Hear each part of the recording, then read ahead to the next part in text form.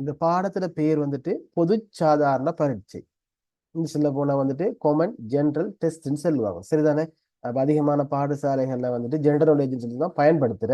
எனவேதான் இந்த பொது சாதாரண பரீட்சையில மொத்தம் 50 வினாக்கள் இருக்கும். அதுல முதல் 10 வினாக்கள் மட்டும்தான் பொதறிவு சார்ந்த வினாக்களாக இருக்கும், சரிதானே? அப்ப எனவே முதல்ல அதோட பேரை நாம தெளிவா தெரிஞ்சு கொள்ளணும். அடுத்தது பாருங்க, இங்க நீங்க என்ன செய்யணும், சில அறிவுறுத்தல், இந்த பேப்பர் செய்யறதுக்கு வந்துட்டு நீங்க சில அறிவுறுத்தல்களை பின்பற்றணும். அதுல முதல்ல பாருங்க, எல்லா வினாவுக்கும் கட்டாயம் விட எழுதணும். இங்க சாய்ஸ் எல்லாம் இல்லை எதுவும். ரெண்டாவது என்ன எந்த காரணம் கொண்டும் கால்குலேட்டர் வந்துட்டு பயன்படுத்த இயலாது, கூடாது. அதே மாதிரி பாருங்க, 1 தொடக்கம் 50 வரையான வினாக்கள் ஒவ்வொன்றுக்கும் 1, 2, 3, 4, 5 என இலக்கமிடப்பட்ட விடைகளில் சரியான அல்லது மிக பொருத்தமான விடையை வந்துட்டு நீங்க என்ன செய்யணும், தெரிவு செய்யணும். இதான் நம்மளோட பொதுவான அறிவுறுத்தல்களாக இருக்கும், சரிதானே?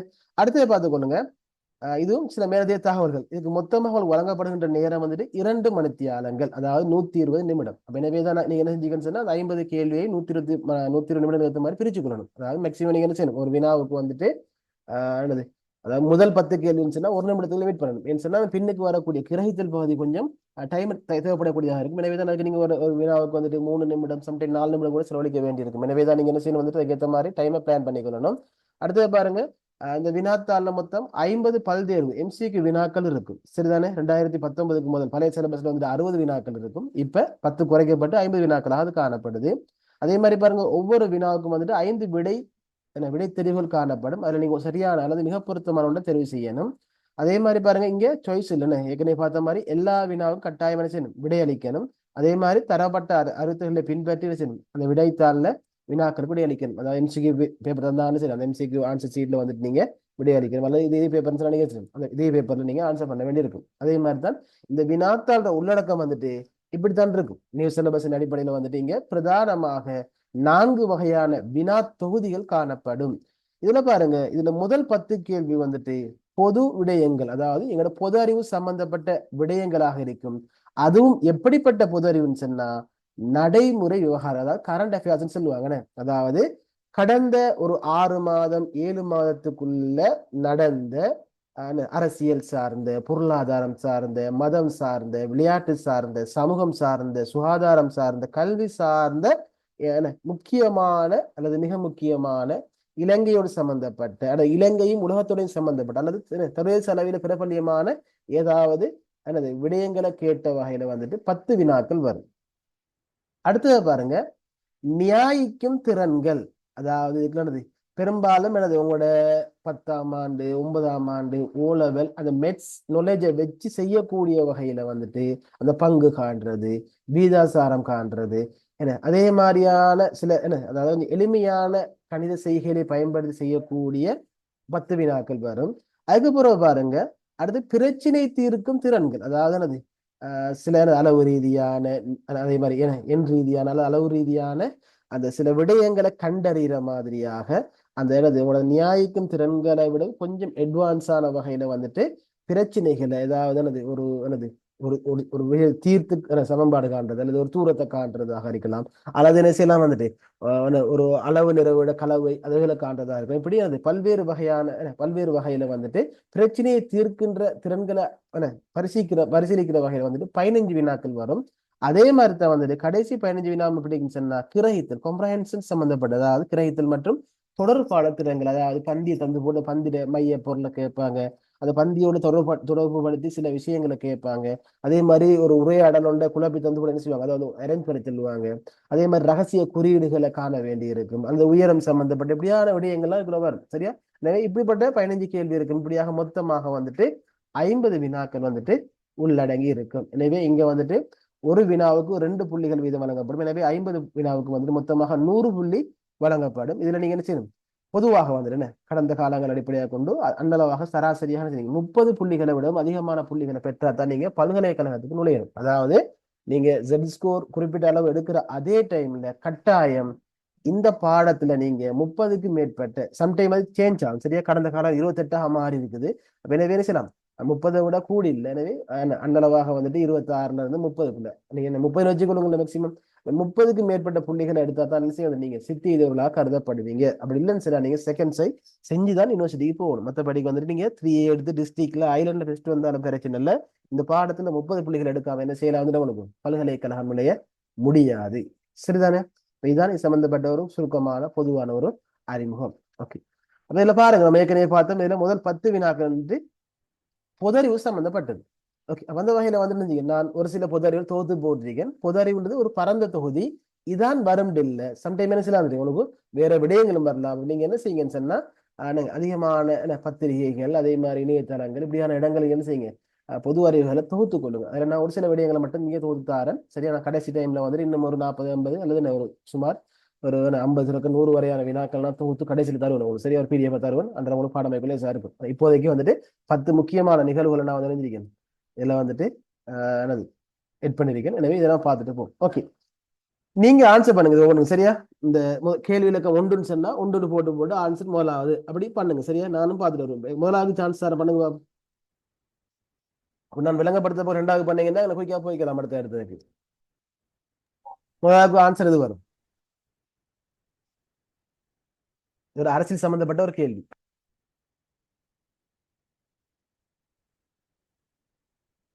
ஒரு ஆள்ற ஆன்சர் வந்திருக்குது. ஓகே, 2 ஆன்சர் வந்திருக்கு. மத்தாக்களும் போடுங்க. சரி, உங்களை பிள்ளை பிடிக்க போறதும் இல்லை எனக்கு குறை சொல்ல போறதும் இல்லை. சரிதானே?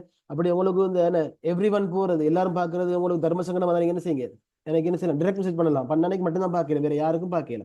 அப்ப கட்டாயம் ஆன்சர் பண்ணுங்க. அப்பதான் எனக்கு விலங்கு வந்துட்டு இந்த கேள்வி எந்த அளவுக்கு உங்களுக்கு விளங்கிருக்குன்னு சொல்லி போட்டு. சரியா? ஓகே, டிஃப்ரெண்டான ஆன்சர் வந்திருக்குது. சரியான ஆன்சர் ஒன்று வந்திருக்குது. அதாவது இந்த 3 வகையான 4 வகையான ஆன்சர் வந்து 1 வந்திருக்குது, 2 வந்திருக்குது, 3 வந்திருக்குது, 4 வந்திருக்குது ஆன்சர். 5 மட்டும்தான் வரல. அதுல வந்துட்டு சரியான ஆன்சர் ஒரு ஆள் தான் போட்டிருக்கு. ஓகே, அதை பார்த்துக் கொள்ளுங்க. கௌரவ அனுரகுமார திசாநாயக்க இலங்கையின் எத்தனையாவது ஜனாதிபதி ஆவார்?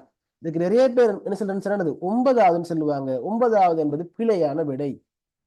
சரிதானே? எனவேதான் கௌரவ அனுரகுமார திசாநாயக்க என்பவர் இலங்கையோட 10ஆவது ஜனாதிபதி. அதாவது இலங்கட முதலாவது ஜனாதிபதி வந்துட்டு வில்லியம் கோபல்லாவ. அதே மாதிரி நிறைவேற்று அதிகாரம் கொண்ட இலங்கட முதலாவது ஜனாதிபதி வந்துட்டு ஜே.ஆர். ஜெயவர்தன. எனவேதான் ஜே.ஆர். ஜெயவர்தன இலங்கட 2வது ஜனாதிபதி, முதலாவது நிறைவேற்று அதிகாரம் கொண்ட ஜனாதிபதி. எனவேதான் அந்த வகையில வந்துட்டு அனுரகுமார திசாநாயக்க இலங்கட 10ஆவது ஜனாதிபதி, 9ஆவது நிறைவேற்று அதிகாரம் கொண்ட ஜனாதிபதி. நல்லா ஞாபகம் வச்சுக்கணும். சரிதானே? சில மீடியாக்கள்ல கூட என்ன செஞ்சாங்க பிழையாக விடையளிச்சிருந்தாங்க வந்துட்டு அனுரகுமார திசாநாயக்க வந்துட்டு என்னது 9வது ஜனாதிபதி சொல்லி போடு. அவர் நல்லா ஞாபகம் வச்சுக்கொள்ளுங்க. அனுரகுமார திசாநாயக்க வந்துட்டு இலங்கட 9ஆவது நிறைவேற்று அதிகாரம் கொண்ட ஜனாதிபதி, 10ஆவது ஜனாதிபதி. எனவே சரியான விட வந்துட்டு 3வது 10வது வரும். விக்கிபீடியா அதே மாதிரி பார்லிமெண்ட் வெப்சைட் இது போன ஒரு சில இடத்துல மட்டும் சரியா போட்டிருக்காங்க. 10 ஜனாதிபதி போட்டிருக்காங்க. நீ செக் பண்ணி பார்க்கலாம். மற்ற இடங்கள்ல நிறைய பிழை போட்டிருக்காங்க. இதுல சந்தேகம் இருக்குதா உங்களுக்கு? சந்தேகம் இருந்தா நீங்க ஹேண்ட் ரைஸ் பண்ணுங்க, சான்ஸ் ஆறேன் உங்களுக்கு. ஓகே, 2வது ஆன்சர் பண்ணுங்க பாபு.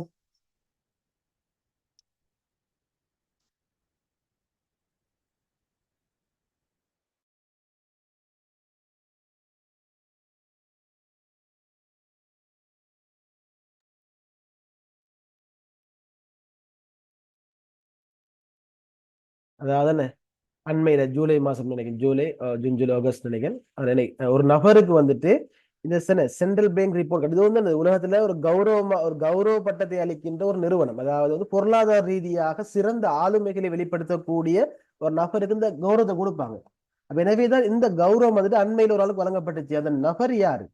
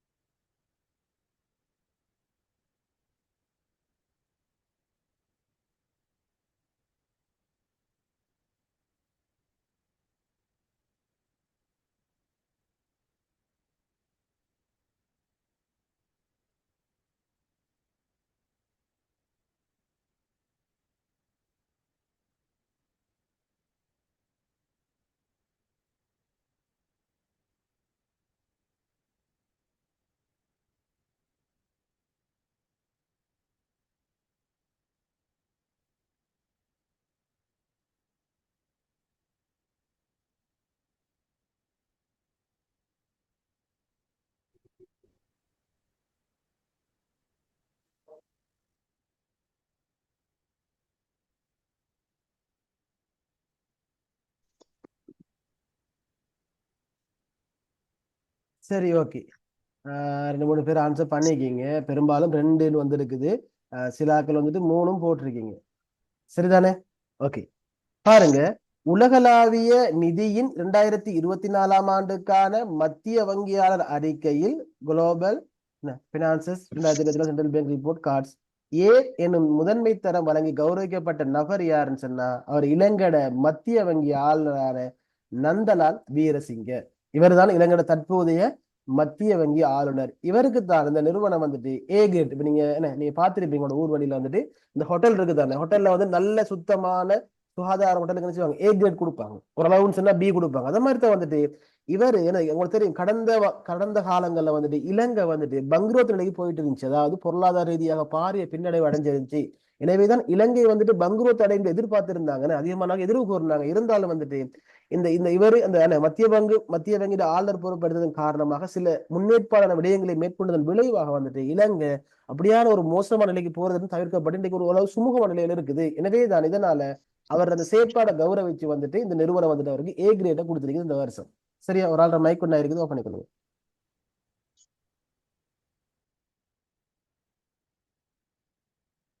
கிளியர் தானே? எனவே சரியான விட வந்துட்டு நந்தலால் வீரசிங். அதே மாதிரி சுந்தர் பிச்சை யாருன்னு சொன்னா அவர் கூகுள் சிஇஓ.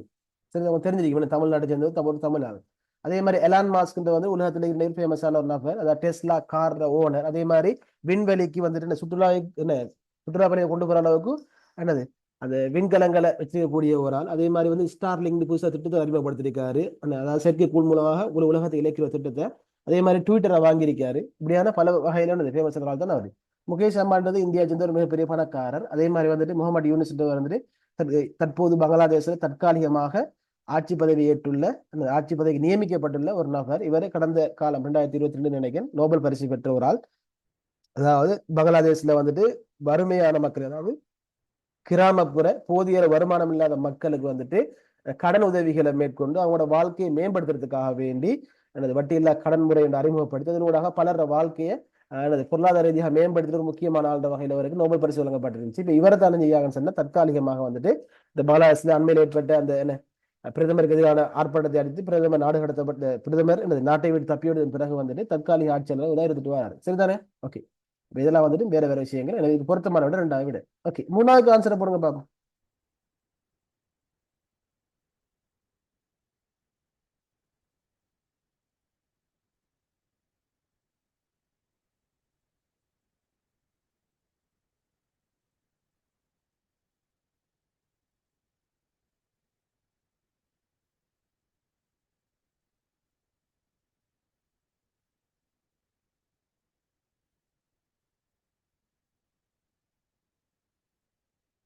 உங்களுக்கு தெரியும், இந்த வருஷம் நடந்த முக்கியமான ஒரு விளையாட்டு போட்டி தானது சம்மர் ஒலிம்பிக். என்ன அதாவது என்ன கோடை கால ஒலிம்பிக். அது பரிஸ் நகரத்தில் இடம்பெற்றதால், அதாவது பிரான்ஸ் தலைநகரான பரிஸ் இடம்பெற்றதால வந்துட்டு பரிஸ் ஒலிம்பிக் போட்டின்னு சொல்லியும் போட்டு அழைக்கப்படுது.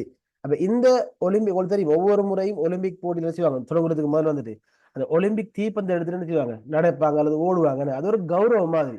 எனவேதான் முதன்முறையாக வந்துட்டு ஒரு இலங்கையருக்கு இந்த கௌரவம் கிடைச்சிருக்கு. அதாவது அந்த என்ன ஒலிம்பிக் தீப்பந்தத்தை ஏந்திட்டு போற ஒரு சந்தர்ப்பம் கிடைச்சு. அந்த இலங்கையர் யாரு? ஓகே, சரியான விட வந்துட்டு தரிசல் செல்வராஜா. இவர் ஒரு உலக புகழ் பெற்ற ஒரு பேக்கர். அதானது அது என்ன பேக்கரி சார்ந்த உற்பத்திகளை கேக் அதுகள் போன்ற செய்யறது பிரபலமான ஆள் தான் வந்துட்டு தரிசல் செல்வராஜா. இவர் தான் வந்துட்டு அந்த அந்த அந்த கௌரவத்துக்கு உட்பட்ட ஆள். இவருக்கு தான் இவர் என்ன செஞ்சாரு, அந்த கிரேக்க நகர் இந்த இந்த பெருசில் நடந்த இந்த ஒலிம்பிக் போட்டியில் என்ன செஞ்சாருன்னா இவருக்கும் அந்த தீப்பந்தம் எடுப்பதற்கான சந்தர்ப்பம் ஒன்று வழங்கப்பட்டுச்சு. எனவேதான் சரியான விட முதலாவது விட. விஜித ஹேரத்னா யாருன்னா இப்ப இலங்கையில் இருக்கிற 3 பேரை கொண்ட அமைச்சரவையில் ஒரு முக்கியமான ஆள். அதாவது ஜேவிபி என்ன ஒரு முக்கியமான பார்லிமெண்ட் உறுப்பினர் என்ற வகையில அவர் இருக்காரு. அதே மாதிரி சானியா அபிஷேகர் என்பவர் வந்துட்டு இலங்கை சிஐடி துறையோட முக்கியமான என்னது முன்னாள் தலைவர். இப்ப திருப்பி பதவிக்கு வந்திருக்காரு, கொஞ்ச நாள் ஜெயில இருந்தவர். அதே மாதிரி சனத் ஜோசப் தெரியும், இலங்கை புகழ் பெற்ற ஒரு கிரிக்கெட் விளையாட்டு வீரர். அதே மாதிரி தற்போதைய இலங்கை கிரிக்கெட் டீம்ல வந்துட்டு என்னது தெரிவு கமிட்டி தலைவராக இருக்காரு. அதே மாதிரி இது சும்மா போட்ட பேர் உண்டு. சரிதானே? ஓகே. நாலாவது இது என்னது கலை சம்பந்தப்பட்ட ஒரு கேள்வி. 2024 கேன்ஸ் சர்வதேச திரைப்பட விழாவில் சிறந்த நடன திரைப்பட பிரிவில் விருதை வென்ற இலங்கையில் தயாரிக்கப்பட்ட திரைப்படம். ஓகே, சரியான விட வந்துட்டு சேஸ். சரிதானே? இங்கிலீஷ்ல சேஸ் என்று வரும். SEYSA என்று வரும். தமிழ்ல சேசன்னு சொல்றது. இதுல விளங்கப்படுத்துற அளவுக்கு பெருசா ஒண்ணும் இல்லை. அதான் நான் கேட்க போறேன். சரியா? ஓகே, அஞ்சாவது பாருங்க. பெண்களுக்கான T20 ஆசிய கிண்ண போட்டியில் சதமடித்த முதல் பெண் என்ற பெருமையை பெற்றவர். அடுத்து இந்த என்ன வினாத்தாள் இல்லதான, நீங்க என்ன செய்யுங்க, வினா இலக்கத்தை போட்டு 5க்கு 1 என்ன 4க்கு 2 அப்படின்னு விடையை மார்க் பண்ணிக்கொள்ளுங்க. பேப்பர் கடிச்சு போற நீங்க என்ன செய்யுங்க, அதை நீங்க மார்க் பண்ணிக்கொள்ள மாதிரி முதல்ல. சரியா? இப்போதைக்கு டெம்பரரியா மார்க் பண்ணிக்கொள்ளுங்க.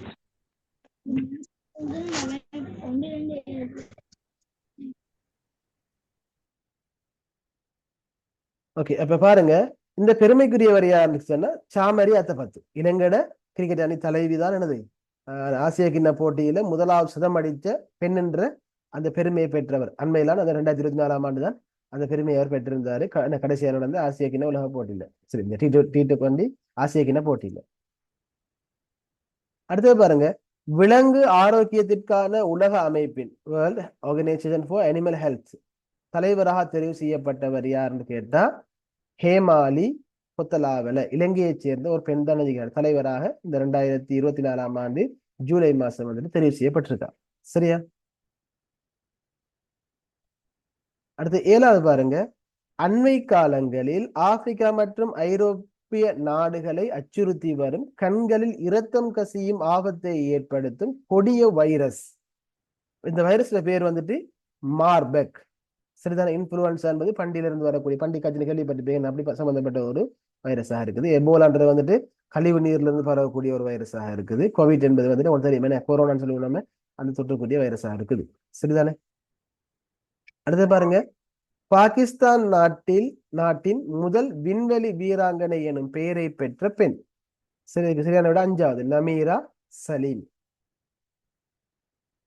அடுத்தது பாருங்க. 2024ஆம் ஆண்டுக்கான உடலியல் அல்லது மருத்துவத்துக்கான நோபல் பரிசு அமெரிக்க விஞ்ஞானிகளான விக்டர் அம்ப்ரோஸ் மற்றும் கேரி ரூகுன் ஆகியோருக்கு எதற்காக வழங்கப்பட்டது? அதாவது இந்த வருடம் டிசம்பர்ல வழங்க வேண்டிய இந்த நோபல் பரிசு முன்கூட்டியே 2 பேருக்கு வழங்கப்பட்டிருக்குது. ஏன்னா அவங்க கண்டுபிடிச்சா அப்படி முக்கியமான ஒரு விஷயம். எனவே தான் கண்டுபிடிச்ச என்னதுன்னு சொன்னா RNA மூலக்கூறுல புதிய வகுப்பு ஒன்று கண்டுபிடிச்சிருக்காங்க. அதாவது DNA போல ஒரு மூலக்கூறு தான் எங்கள் உடம்புல இருக்கக்கூடிய இந்த RNA என்பது, இது எங்கள் உடம்புல கரு அமிலங்களை உருவாக்கக்கூடிய ஒரு அந்த மூலக்கூறாக காணப்படும். இந்த வகையில் இதை கண்டுபிடிச்சவைக்காகத்தான் அவங்களோட பெயர்கள் அதுல செலக்ட் பண்ணப்பட்டிருக்குது. சரியா? அடுத்தது பாருங்க. உலகின் மிக பழமையான முத்து நகரம் எந்த நாட்டில் கண்டுபிடிக்கப்பட்டுள்ளது? சரியான விட வந்துட்டு ஐக்கிய அரபு அமீரகம். இங்க இருக்கிற தூவான் பாலைவன பகுதியில தான் வந்துட்டு கிறிஸ்துவுக்கு முன் 6ஆம் நூற்றாண்டுல காணப்பட்டதா உருவாக்கப்பட்டதாக கருதப்படுகின்ற ஒரு முத்து நகரம் ஒன்றும் கண்டுபிடிக்கப்பட்டிருக்கு. சரிதானே? அப்ப இதுதான் இந்த 10க்குமான ஆன்சர். இதுல பெருசா விளங்கப்படுத்தல கொண்டு வந்து பாடமாக்க வச்சுதான் இருக்குதுன்னு. இந்த 10லயும் ஏதாவது சந்தேகம் இருக்குதா உங்களுக்கு? 10 கிளியர்னு போடுங்க. சட்ட நம்ம அடுத்த பகுதி இப்போ.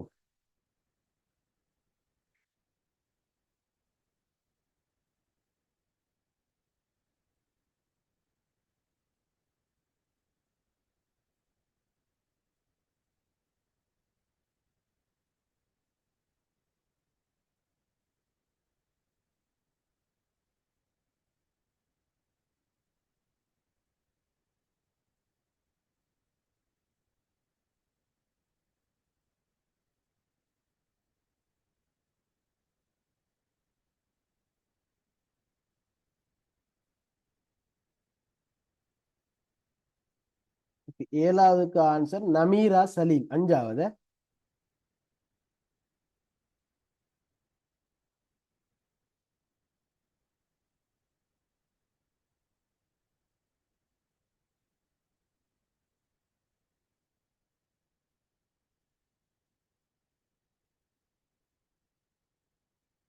இல்ல சார், அது 8வது. சாரி 7வது. 7வதுக்கு வந்துட்டு மார்பெக். 3வது விட மார்பெக் நோய். நீங்க நெட்ல சர்ச் பண்ணி பாருங்க. சரியா? அந்த பேர்களையும் சர்ச் பண்ணி பாருங்க. உங்களுக்கு இதுல மேலே தகவல் கிடைக்கும் உங்களுக்கு.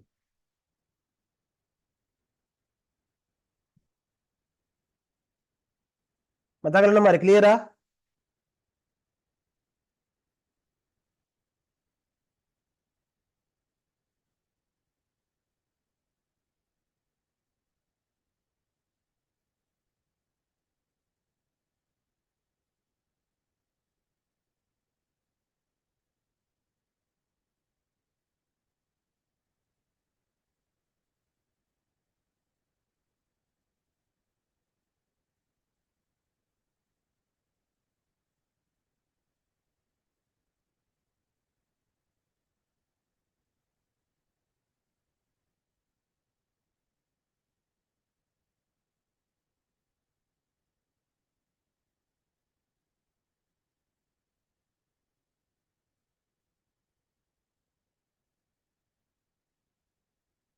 ஓகே, அப்ப நம்ம அடுத்த பாட்டுக்கு போவோம்.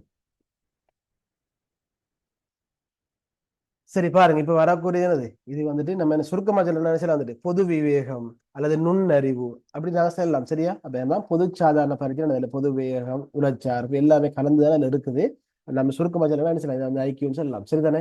எனவேதான் இந்த பகுதிக்கு நாங்க போறோம். பாருங்க, முதலாவது கேள்வி. முகம்மது 2023 மார்ச் மாதத்தில் தனது பிறந்த நாளை ஞாயிறு தினம் ஒன்றில் கொண்டாடினார். அவர் தனது அடுத்த பிறந்த நாளை எந்த நாளில் கொண்டாடுவார்? சரியா? இன்னொரு விஷயம் ஞாபகம், இதுல போடுகிற முக்காவாசி கேள்வி பெரும்பாலும் 100% கேள்வி வந்துட்டு கடந்த காலங்கள்ல 2016 இருந்து 2023 வரங்காட்டிலும் பாஸ் பேப்பர்ல வந்த கேள்விதான். சரிதானே? எனவேதான் பாஸ் பேப்பர்ல வந்த கேள்வி ஒரே மாதிரி கேள்வி இருந்தது. பாரத கொஞ்சம் அரிது, ஒன்று கேள்வி திருப்பி திருப்பி வரும். இருந்தாலும் என்ன செய்யுது, அந்த ஐடியாவை வச்சு செய்யக்கூடிய வகையில மற்ற கேள்விகள் வரும். எனவேதான் நாங்க அந்த மெத்தட்டை பிடிச்சோம்னு சொன்னா என்ன செய்யலாம், வந்துட்டு ஈஸியா வந்துட்டு எங்களுக்கு ஆன்சர் கண்டுபிடிக்கிற மாதிரி இருக்கும். சரிதானே? ஓகே, இதுல முதல்ல ஆன்சர் போடுங்க பாப்போம். இது பெருசா செய்ய தேவை உண்டு, ஈஸியா கண்டுபிடிக்கலாம்.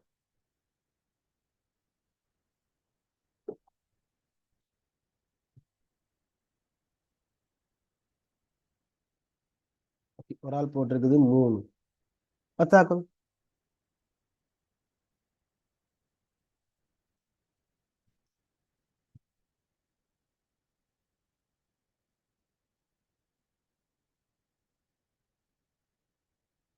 ஆன்சர் போட்டாங்க 2 பேர் போட்டீங்க. சரி, என்ன ரீசன், ஏன் நீங்க 3 சொல்றீங்க, 3வது விடைய சொல்றீங்க, என்ன காரணம்?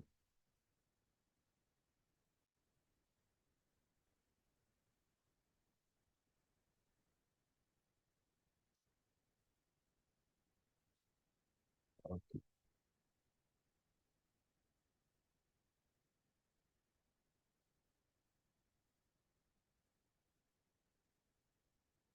சரி, ஓகே, பாப்போம். பாருங்க, இதுக்குரிய என்னது, இதான் இதுல பேசிக் விஷயம். இந்த விஷயம் பிடிபட்ட உங்களுக்கு இது மாதிரி நாள் சம்பந்தப்பட்ட எந்த கேள்வி வந்தாலும் மனசிலாவது உங்களுக்கு இலகுவாக பதிலளிக்கலாம். அதாவது பாருங்க, நாங்க ஆண்ட பிரதம 2ஆ பிரிக்கலாம். ஒன்று வந்துட்டு சாதாரண வருடம், 2வது வந்துட்டு என்னது லீப் வருடம். அதாவது உங்களுக்கு தெரியும் என்ன, ஒரு ஆண்டு உதாரணம் 2020 அந்த ஆண்டு நாளல பிரிச்சு மீதியாக ஒரு ஆண்டு நாளல பிரிச்சு மீதியாக 1, 2, 3 வருமாக இருந்தால் அது சாதாரண வருடம். அப்படி அந்த ஆண்டை பிரிக்கின்ற போது மீதி வராமல் இருந்தால் அது லீப் வருடம். எனவே 2020 ஒரு லீப் வருடம், 24 அப்படி வரும். சரியான இதுதான் பேசிக். அப்ப எனவே 4ஆல் மீதி என்று பிரிபடும் ஆண்டுகள் எல்லாமே என்னது லீப் வருடமாகும். மீதி வந்தாது சாதாரண வருடம். எனவே தான் பாருங்க, ஒரு சாதாரண வருடத்துல வந்துட்டு மொத்தம் 365 நாட்கள் இருக்கும். அதே மாதிரி வந்துட்டு ஒரு லீப் வருடத்துல வந்துட்டு என்ன 366 நாட்கள் இருக்கும். பிப்ரவரி மாசம் வந்துட்டு ஒரு நாள் 29ஆம் தேதி வரையும் இருக்கும். இது உங்களுக்கு எல்லாரும் தெரிஞ்சிருக்கும் என்ன. அதே மாதிரி பாருங்க, ஒரு சாதாரண வாரத்துல சாதாரண வருடத்துல 52 கிழமை வாரங்களும் ஒரு நாளும் இருக்கும். அதாவது இந்த 367 பிரிச்சு வந்துட்டு 52 வாரங்களும் ஒரு நாளும் இருக்கும். அதே மாதிரி தான் ஒரு லீப் வருடம் எடுத்தோம்னு சொன்னா அங்க 52 வாரங்களும் 2 நாளும் இருக்கும், 2 நாட்களும் இருக்கும். இதுதான் பேசிக் விஷயம். உதாரணமா பாருங்க, என்ன விஷயம் சொன்னா 2021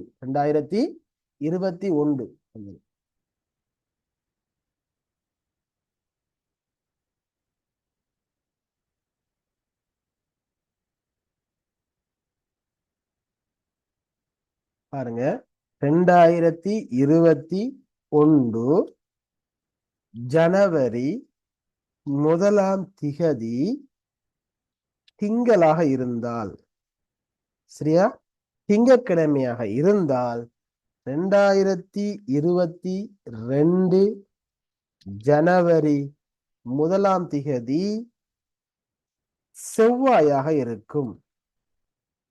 கிளியரா? அதே மாதிரி ஏன்னா 2021 ஒரு சாதாரண வருடம், 2022 ஒரு சாதாரண வருடம், 2023 ஒரு சாதாரண, 2023 ஜனவரி 1ஆம் திகதி புதன்கிழமையாக இருக்கும். விளங்குதான் உங்களுக்கு, அந்த ஒன்று கூடுதலான என்ன விஷயம் சொன்னது, ஒரு சாதாரண வருடத்துல ஜனவரி 1ஆம் திகதியும் அதே மாதிரி டிசம்பர் 31ஆம் தேதியும் ஒரே நாளாக இருக்கும். உதாரணமா ஜனவரி 1ஆம் தேதி திங்களாக இருந்தால் டிசம்பர் 31ஆம் தேதியும் திங்களாக இருக்கும். எனவே அடுத்து வருகின்ற வருடம் 1ஆம் தேதி வந்துட்டு அடுத்த நாளாக இருக்கும். அந்த ஒன்று கூடுறதால இந்த விஷயம் கிளியரா உங்களுக்கு?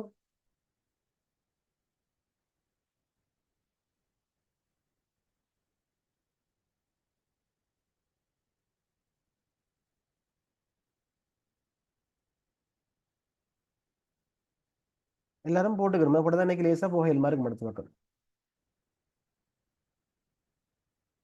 ஓகே, இப்ப பாருங்க 2021 மார்ச் 1ஆம் தேதி திங்கட்கிழமையாக இருந்தால் 2022 மார்ச் 1ஆம் தேதி செவ்வாய்க்கிழமையாக இருக்கும். 2023 மார்ச் 1ஆம் தேதி புதன்கிழமை, இந்த 1ஆம் தேதி வந்து புதன்கிழமையாக இருக்கும். இதே போல பாருங்க 2024ஆம் ஆண்டு மார்ச் மாசம் 1ஆம் தேதி வந்துட்டு வியாழனாக இருக்காமல் அது வெள்ளியாக இருக்கும். ஏன்னு சொன்னா இங்க என்னது 2 நாள் கூடுது பாருங்க. அது 2 நாள் எப்ப கூடும் சொன்னா பிப்ரவரி 29ஆம் தேதி கூடும். அப்ப எனவேதான் பிப்ரவரி 29க்கு முதல் வார தேதியில வந்துட்டு தானே, உதாரணமா தானே 2023 பிப்ரவரி 1ஆம் தேதி வந்துட்டு புதன்கிழமையாக இருந்தால் 2024 பிப்ரவரி 1ஆம் தேதி வந்துட்டு வியாழக்கிழமை, மாற்றம் இல்லை. ஆனா அந்த டேட் வந்துட்டு மார்ச்சுக்கு பிறகு பிப்ரவரி 29க்கு பிறகு வருமாக இருந்தால் 2 நாள் கூடி வரும். ஏன்னா இங்க 2 நாள் எக்ஸ்ட்ரா வரத்தால அந்த நாள் எப்படி வந்துட்டு 2024 ஒரு லீவ் வருடம். அந்த அந்த வருடத்துல மார்ச் 1ஆம் தேதி வந்துட்டு வெள்ளிக்கிழமையாக இருக்கும். இது கிளியரா?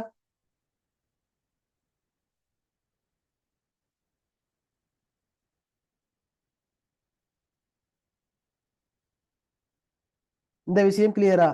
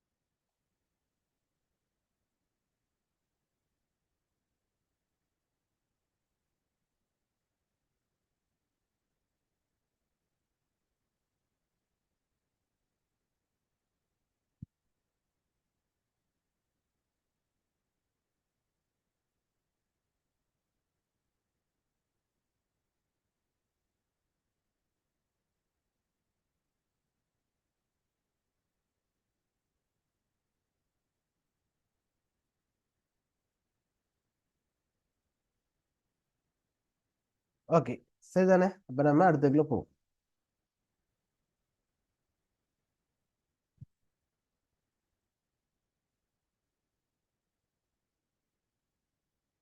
ஓகே, 12வது பாருங்க. இதுக்கு ஆன்சர் போடுங்க பாப்போம்.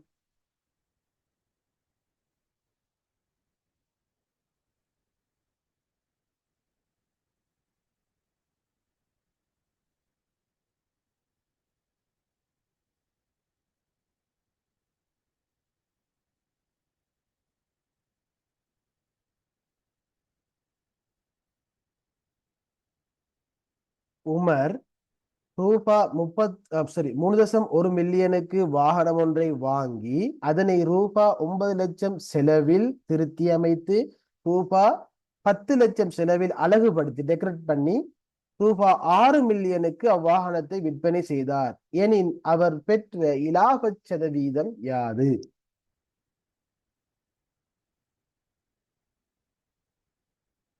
சில ஃபெஸ்டிவல் கொஞ்சம் டைம் எடுப்போம், பிரச்சனை இல்லை. சரிதானே, 4 கிளாஸ்ல கராட்டி நம்ம சில 2 கிளாஸ் எக்ஸ்ட்ரா போடலாம், அது பிரச்சனை இல்லை. நம்ம நிதானமா பார்த்துட்டு போகும், நல்ல கிளியரா இருக்கும். இதெல்லாம் சின்ன சின்ன விஷயங்கள். ஓகே, இதுக்கு ஆன்சரை பாருங்க.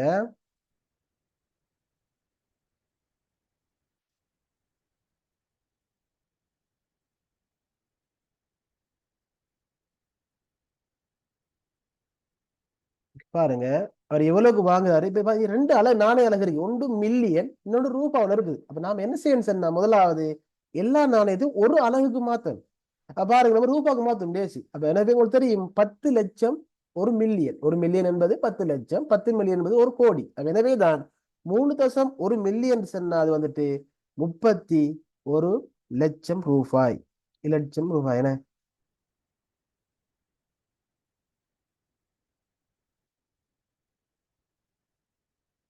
கிளியரா? அப்ப எவ்வளவு? 31 லட்சம் ரூபாய்க்கு ஒரு பழைய வாகனம் ஒன்று அவர் வாங்கியிருக்காரு. அதுக்கப்புறம் என்ன செய்யறாருன்னு சொன்னா 9 லட்சம் ரூபாய் செலவுல 9 லட்சம் ரூபாய் செலவழிச்சு என்ன செய்யறாருன்னு சொன்னா அதை ரிப்பேர் பண்றாரு. சரியா? இது ரிப்பேர் பண்ண செலவு. திருப்பி என்ன செய்யறாருன்னு சொன்னா இன்னும் 10 லட்சம் ரூபாய் செலவழிக்க என்னத்துக்குன்னு சொன்னா அதை அழகுபடுத்துறதுக்காக வேண்டி.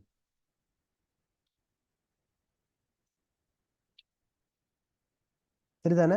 எனவே நாங்க இங்க என்ன செய்யணும் சொன்னா முதலாவது வந்துட்டு லாப சதவீதம் காண்றதுக்கு முதல்ல லாபத்தை காணணும்.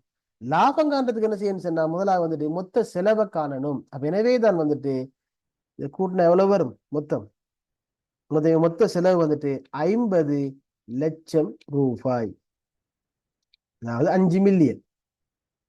மொத்த செலவு வந்துட்டு 50 லட்சம் ரூபாய். இது கிளியரா? இது மூன்று கூட்டத்தொகை தான். இது நம்ம இப்படி போடுவோம், லேசிக்கா வேண்டி சைட்ல போடுவோம். இப்ப லேசா இருக்கும் பாக்குறதுக்கு.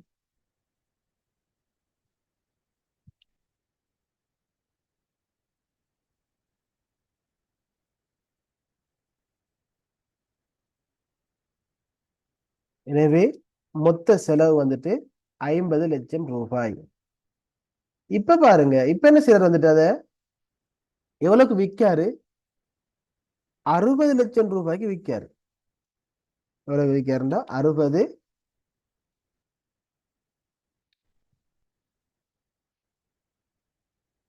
லட்சம் ரூபாய்க்கு வந்துட்டு அதை விற்காரு. அவர் செலவழிச்சது எவ்வளவு? உங்களுக்கு லாபம் காண்ற எப்படி?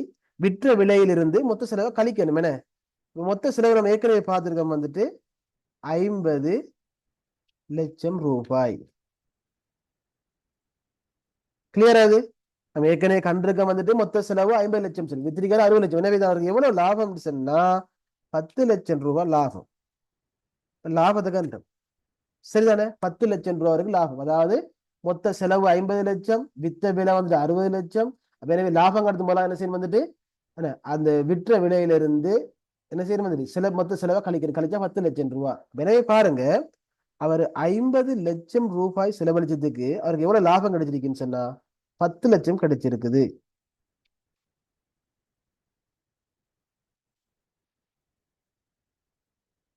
பத்து லட்சம் ரூபாய் லாபம் கிடைச்சிருக்குது. என்னத்துக்கு வந்துட்டு 50 லட்சம் ரூபாய் செலவழிச்சதுக்காக வேண்டி.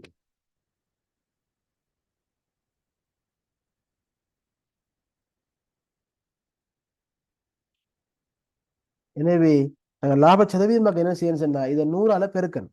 100ஆல பெருக்கினா இவ்விடத்துல வந்துட்டு பாருங்க 10 லட்சத்தின் கீழ் தான் 50 லட்சம் வரும். சரிதானே? இப்ப நம்மளுக்கு இந்த இதுல டைப்பிங்ல அப்படி செய்ய கஷ்டம், இந்த கஷ்டத்துக்காக வேண்டி தான் இப்படி போட்டுருக்குது. தேவைன்னா கீழே போடுவோம், நம்ம பிரச்சனை இல்லை. சரியா?